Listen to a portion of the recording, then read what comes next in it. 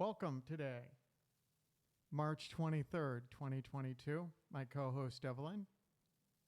Say hi, Evelyn. There's the camera right there. Go a little higher. There you go.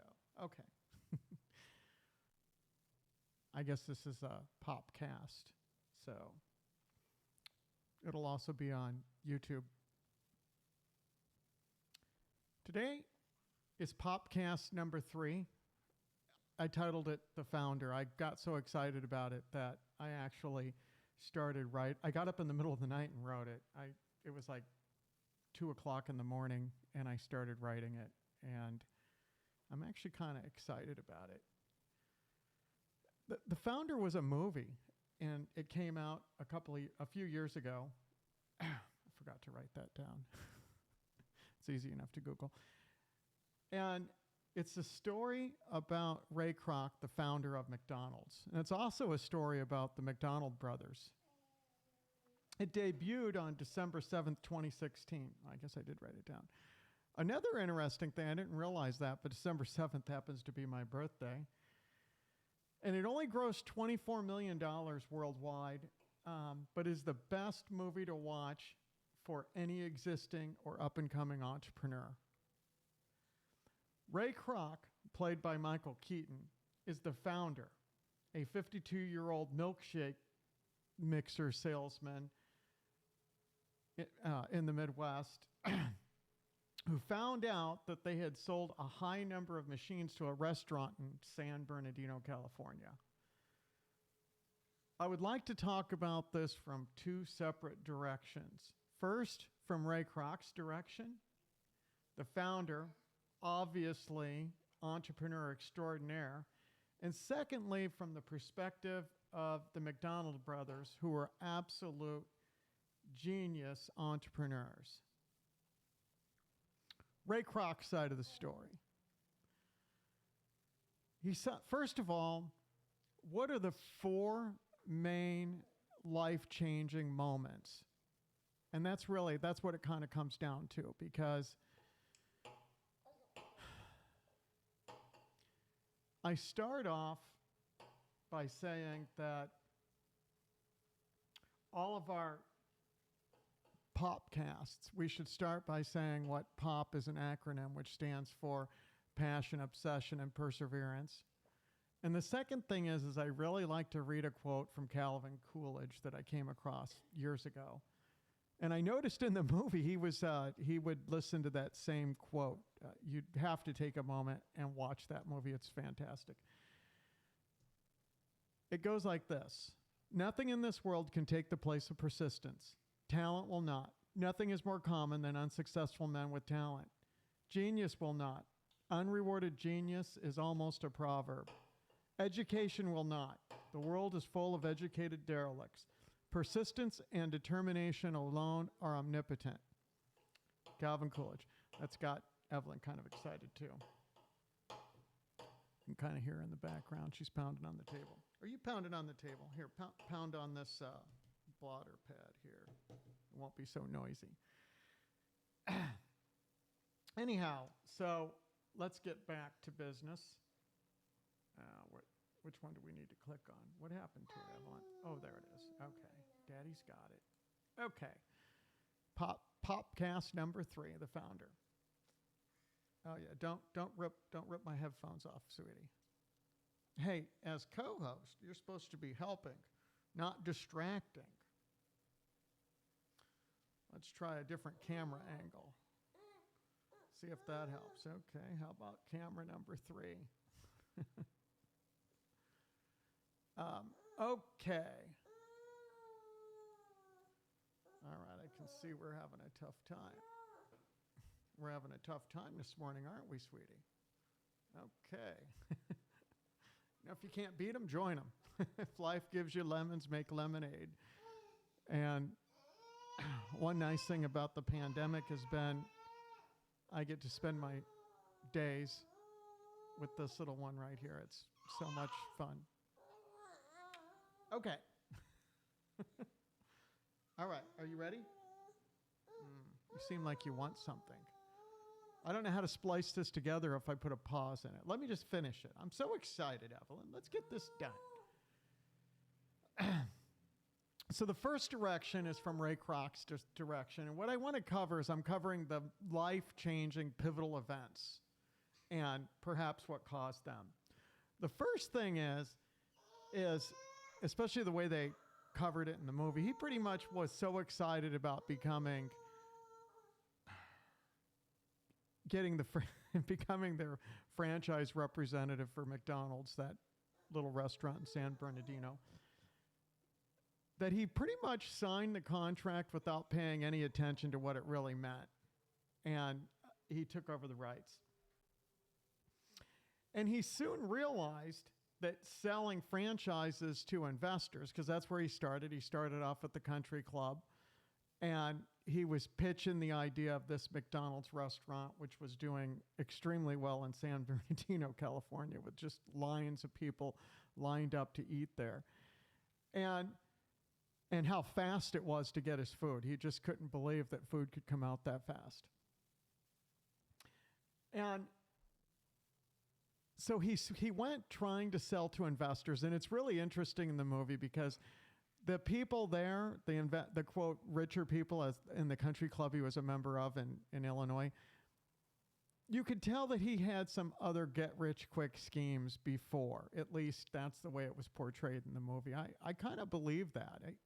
He probably did have several other things that he had tried over the years that didn't pan out.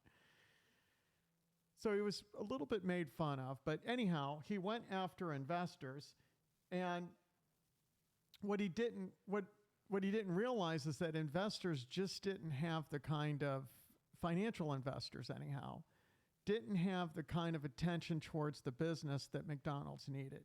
They didn't really follow his protocol and his rules. I mean, I guess he had some pretty severe rules about, if the meal wasn't out in 5 minutes, it's free. If there's a lot of different things that he had, like the condiments had to be cleaned out and sanitized every night.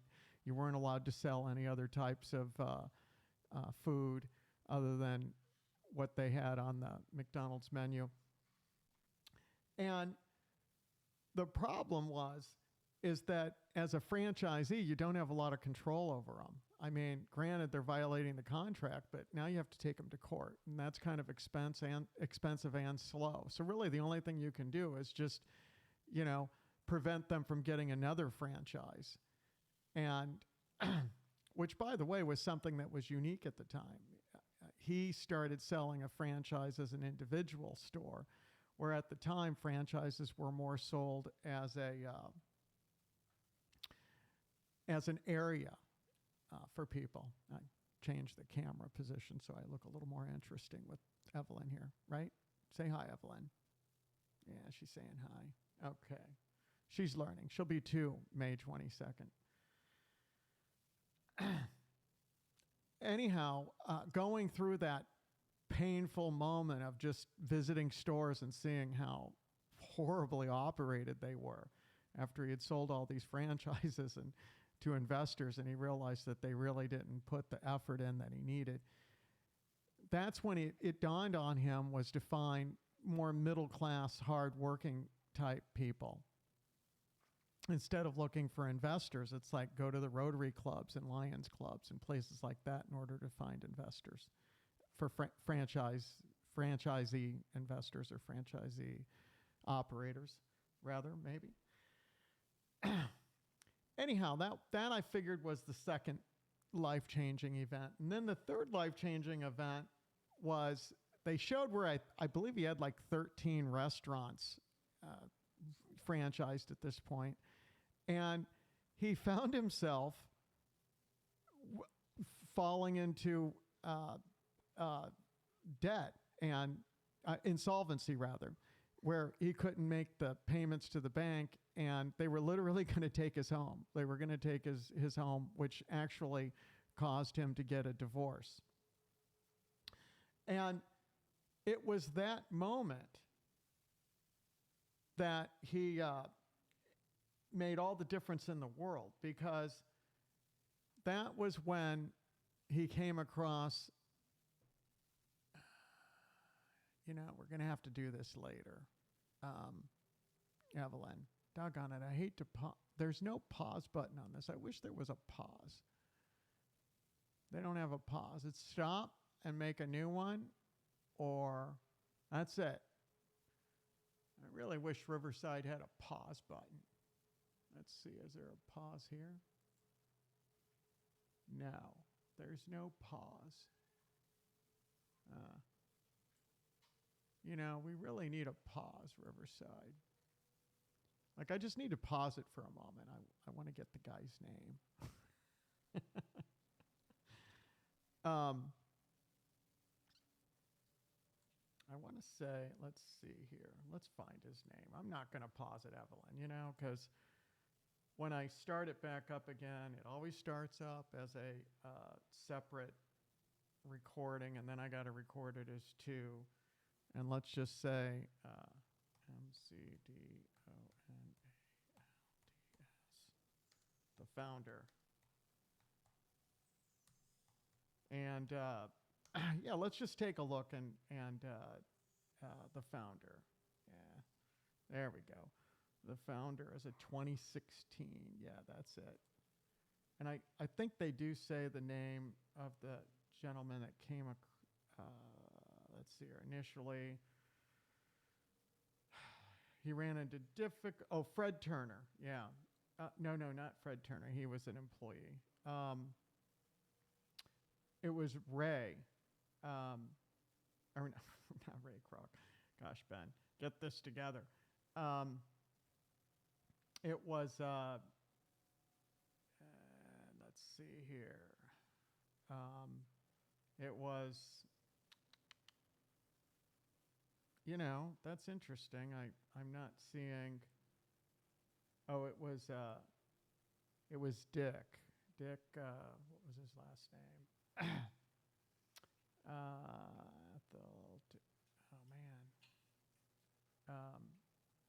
And they did say that he ended up being the president of McDonald's Corporation until him and Ray Kroc had a falling out, and evidently something he never talked about again.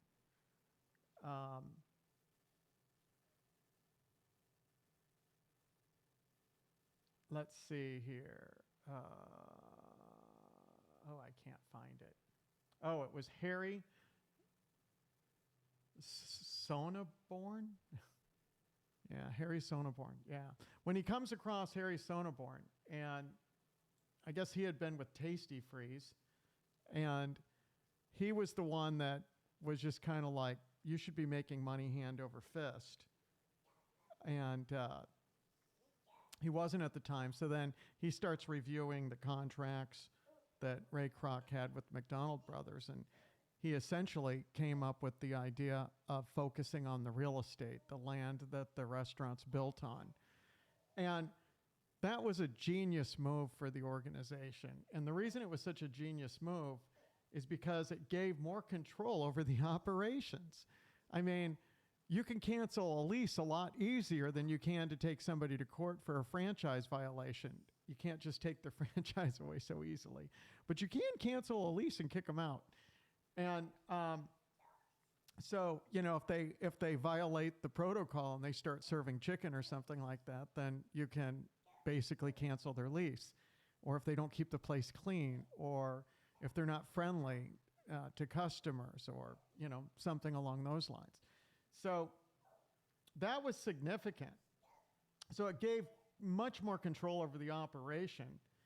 And the second thing that the second thing that it did is it allowed for almost instant market capitalization. Because the markets, they already know how to lend money on real estate. They don't necessarily know how to lend money on this franchise idea. Like, who's to say that's going to make money? But if you're building a restaurant and you're building a building, that's something that the market can lend money on. Now you're into the cash flow, the sweet spot. Hey, Evelyn, hold it together. I'm going to have to cut her off the almond milk.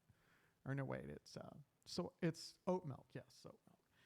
So it allowed him to get the cash flow from financing, and of course it gave him another position to make money, right? Because he's now builds the restaurant, and then he can lease it to the franchisee as well. In fact, that kind of pivoted McDonald's to a real estate organization, in addition to just the hamburgers and the food that they sell, but a real estate organization, which I would argue is the thing that made the significant difference. Because if it wasn't for pivoting to real estate like that, I don't believe that McDonald's would have been as significant and as big in the world as it is. I mean, if we ever start populating and colonizing the moon or Mars, there'll be a McDonald's there pretty quickly. I'm pretty certain about that. They're everywhere. And I don't think it would have made that if it wasn't for overcoming that problem of working so hard and getting so many restaurants set up and not being able to make enough money to even pay his mortgage. And on his home, the mortgage on his home. That's significant. That coming through that pain, those tearful nights sometimes. It's, that's why it's passion, obsession, and perseverance. Anyhow, that's what made it so that organization could just become an international sensation. Anyhow, the fourth thing that I feel made a significant change, and they really pointed out in the movie as well, and that is the move from real ice cream to more of a powdered item. At least at the time, I don't exactly know how they implemented it, but the significance there was, and they actually do talk about it in the movie quite a bit, and that is that ice cream brought a couple of problems. First of all, it brought the problem of inventory. And not only inventory, but it had to be cold inventory, frozen. And then you had to maintain different flavors and stuff like that. And so it was quite resource intensive. And I would imagine it has a shelf life too, being frozen, I'm assuming. So that was another pivotal moment for him. Now let's take a look from the side of the McDonald brothers. The first was they recognized that 80% of their sales, so they had like a drive-up restaurant, the old type drive-up restaurants they had back in the early 50s, late 40s, which is where you would drive up and a car hop would come out and then serve your meals. And I noticed that they noticed that out of all of the items they had on their menu, that the majority of their sales, like I guess 80% of it, came from the sale of just a few items, a handful of items. And so they went and took the risk to set up a new restaurant, a walk-up restaurant, that also had all disposable packaging for the takeout. And so they took the risk to go ahead and create that kind of restaurant in San Bernardino, California. And while they were doing it, the other genius thing that they did is they created what they called the Speedy service system, which is where they just created a system so that they could start making the food when the person ordered it and literally have it out to the person within, 5 minutes or something fast like that, something unheard of at the time.